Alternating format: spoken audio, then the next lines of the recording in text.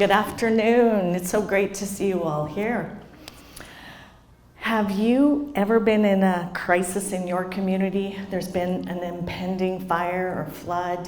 The emergency services from our municipalities, they respond immediately. They're all there, all hands are on deck. But when we are suffering from a personal crisis, we often hide it or ignore it, right? Have you ever had a moment in your life, just that single event changed everything?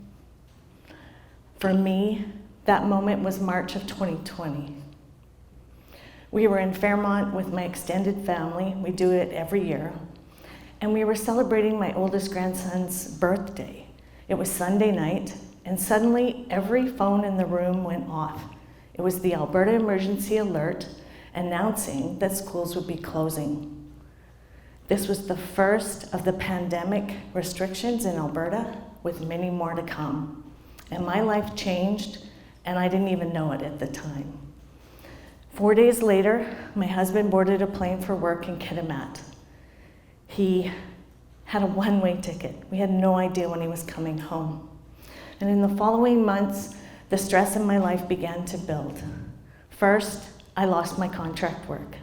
I was an executive director for the Public Works Association. I planned conferences and events. Well, those weren't happening. And then I had to step full-time into my business that I own with my son. And it's an essential service. That meant I had to send my employees into people's homes during a pandemic and try to protect them. I also am an only child and had to care for my aging parents, groceries, medicines, cooking for them. And I always considered myself to be the strong one in the family, and so strong was what I felt I had to be. There was no option. And that one-way ticket for the very first trip was 6 weeks. Now, I'm a hugger, and so 6 weeks without any human touch, I can't tell you what that did to me. Especially, when you actually like your husband, it's really a long time. And so I began to feel the effects of the stress. And my husband's time away continued to be lengthy, and so I needed to fill my time. Because before I volunteered, I had lots of friends, I hung out with my grandkids, but that was all gone. And so there I am, alone at home. I started baking. I'm a good baker, so I ate a lot of it. I did share some, but. So, of course, I started to gain weight. I also went through hundreds of thousands of pictures and categorized them, and that made me lonelier in a way at times. But then I began to feel the stress, the effects of the stress in my life. I began to have those aches and pains in my whole body. I started to not sleep. I went days without going into a deep sleep. And if you know what happens when that happens to you, you're in a total fog. I couldn't remember much of anything. People's names were a struggle. My daughter-in-law will tell you I didn't remember a thing she said for a year. And again, not because I don't like her, but everything was blank. Christmas approached. We had the Zoom Christmas with the daughter in New Zealand, a daughter here in Vancouver. My son and parents, even though they were just blocks away, I delivered Christmas dinner and waved Merry Christmas from outside. Seeing my 3 little grandkids and not being able to hug them, it drove me into a very deep depression. My husband had to head back to work, and I fell into that deep, dark hole of not wanting to be around. And I've been asked what started my comeback, and I honestly don't know if it's just the fighter in me that felt the need to come back, but I think it was my grandkids. I think it was the hope and purpose of being with them again. And so I consulted Western medicine, and when those answers didn't work, Eastern medicine, I went for counseling. And I started researching. I read everything I could get my hands on, but the final piece of the puzzle for me was a little red pamphlet that came in the mail. It was from the Red Cross, and it was about psychological first aid. Never had heard the term before, and suddenly the light bulb went off. this was what was wrong. I was suffering and I wasn't paying attention. I wasn't listening. But even more important was nobody asked me what was wrong. No one else said, hey, you're off. You're not remembering anything. Are you okay? No one asked. And so I realized there's some stigma around what we call mental illness, which is why I don't like the term. I prefer to call it mental wellness. And I believe that we need to reconsider how we view that. And so I learned 3 very important things. The first one was movement. The second is my bedtime routine. And the third is Glimmers. So movement is so important to lift our mood. It helps us physically, because the more you move, the better your joints, etc. are. But the neuroscience is so fascinating to me. I love research. And I'm going to make you all sing a song right now. When you connect the right side of your body to the left, you actually help grow new dendrites in your brain.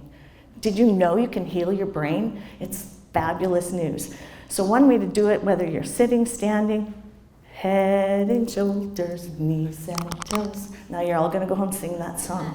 But connecting the right side of the body to the left helps rewire your brain and grow new dendrites. So movement is huge. And it doesn't have to be the gym, because during COVID, of course, we couldn't. But online fitness classes, walking outside, the bonus there is you get the vitamin D from the sun as well. And my favorite way is dancing in my kitchen. Turn on some tunes that you love and dance around. It's good exercise and it's also good for your mood, okay? Now my sleep routine, as I mentioned, I wasn't sleeping, and so I really had to work on that. You know, with COVID, we all watched a lot of Netflix and such, so I had to reestablish. So in my world, devices go away at 9:15, it's a hot tub or a bath, which activates the vagus nerve, followed by some stretching or yoga, and then I read. Now, I started out reading help books, but that got my brain going, didn't help me sleep. So I started reading fiction, and that is my routine. Then I lay it down, I do my deep breathing, and I'm fast asleep. So for me, that sleep routine has really helped me. And I don't always sleep through the night, that's for sure, because one of the things that I suffer from, I'm an Alberta girl, we call them personal Chinooks. I think you call them Pineapple Express here, but so I'm still working through that part, but it's getting better. And the final way is Glimmers, and you'll know I mentioned all those photographs I went through. Well, I love sunrises and sunsets, and the ocean in particular. But I noticed in sunrise and sunset pictures, you get this streak of light, and I went, oh, that's cool, it's a glimmer. And so I started looking for glimmers. And what I realized, I'm not a journaler, I can't write. And so people, write down 3 things you're grateful for every night. Yeah, that didn't work for me. But looking for glimmers in my day works for me.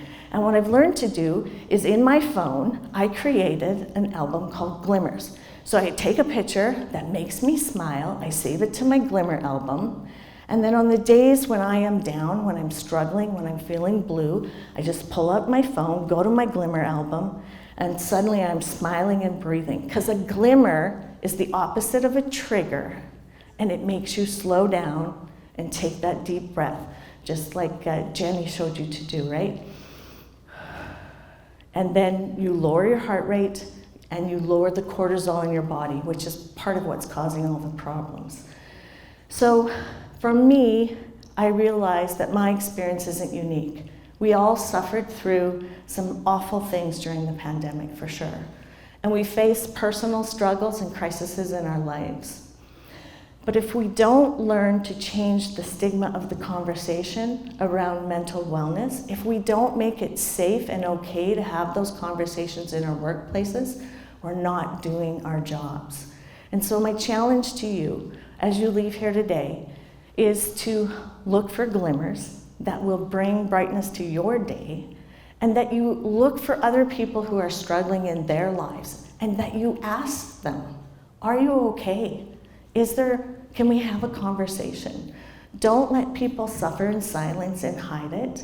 Reach out to them and look for your glimmers of hope as you leave here today. Thank you.